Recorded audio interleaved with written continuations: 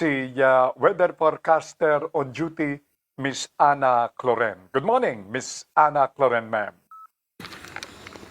Yes po, magandang umaga rin po sa ating lahat at sa ating pagtaya po ngayong araw, itong bagyo, itong frontal system patuloy pa rin po makaka-apekto sa bahagi po ng extreme northern Luzon.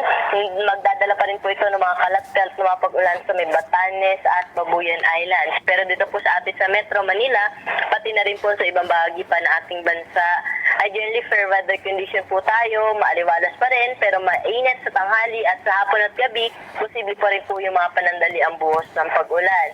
At sa ating pagtaya po over the weekend ay generally fair weather condition naman po tayo sa malaking bahagi ng ating kapuluan. Maliban nga po doon sa Bay Batanes, Babuyan Islands na may frontal system po nakaka-apekto. Kaya maghapong makulimlim ang panahon po doon at may mga light to moderate na mga pag-ulan.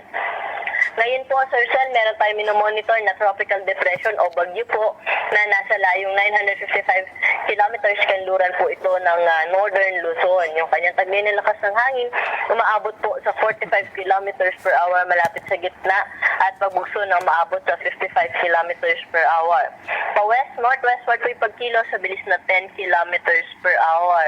At sa ating pagtaya po, ito ay lalapit po dyan sa may pinagi po ng Hong Kong ngayong gabi o bukas ng umaga at hindi natin ni-rule out yung possibility na ito ay pumasok nating EAR o Area of Responsibility, pero doon na po ito papasok kung sakali sa may Taiwan area.